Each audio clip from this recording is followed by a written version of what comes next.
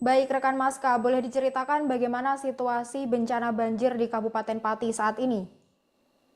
Baik, terima kasih. Kami laporkan dari Pati, Jawa Tengah bahwa per hari ini berdasarkan data terbaru dari Badan Penanggulangan Bencana Daerah atau BPBD Kabupaten Pati, tercatat masih ada 50 desa yang tersebar di 7 kecamatan yang sampai saat ini masih tergenang banjir.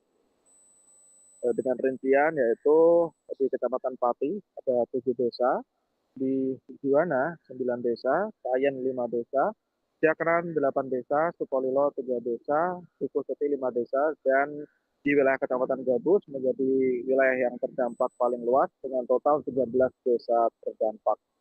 Menurut keterangan dari Kepala Pelaksana atau Kalasta BPBD Pati Martinus Budi Prasetya, secara akumulatif banjir ini merendam sekitar 3.650 rumah warga yang dihuni oleh sekurangnya 12.581 jiwa.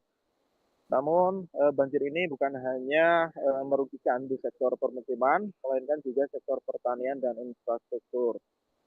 Estimasi kerugian material akibat kerusakan infrastruktur dengan adanya bencana banjir di Pati, sejauh ini BPBD mencatat angka kerugian mencapai 12,6 miliar rupiah. Angka ini meliputi kerusakan pada 25 gedung sekolah, kemudian 48 tempat ibadah, dan kerusakan jalan sepanjang lebih dari 13 kilometer. Dan untuk diketahui di sektor pertanian dan perikanan, banjir di Kabupaten Pati ini juga menimbulkan kerugian cukup signifikan.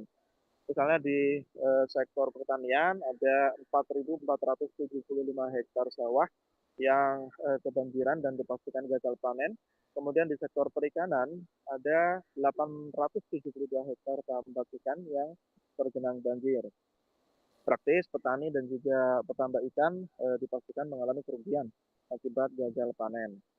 Dan untuk diketahui juga ada pengungsi yang tercatat yaitu 1.096 jiwa dari 447 kakak yang terpaksa mengungsi ke tempat umum maupun ke rumah kerabat mereka di daerah lain yang tidak tergenang banjir.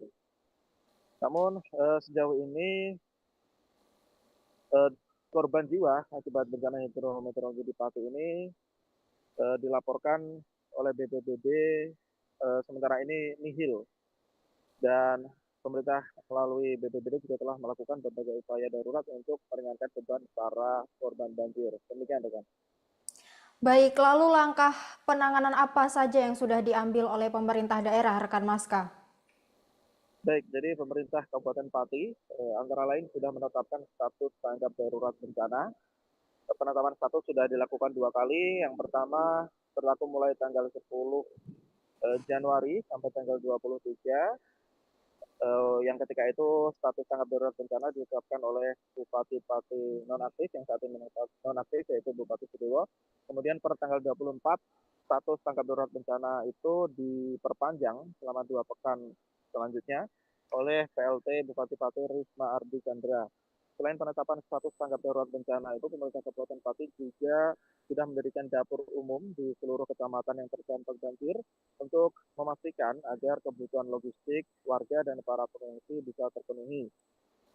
Adapun untuk daerah-daerah yang banjirnya sudah surut, pemerintah daerah melalui BPBD juga melakukan aksi pembersihan endapan lumpur sisa banjir bersama masyarakat di titik-titik bekas banjir yang airnya sudah mulai surut. Kemudian hingga saat ini bantuan dari berbagai pihak juga masih didistribusikan untuk korban-korban bencana yang tersebar di 7 kecamatan. Demikian rekan dan juga Tribuners.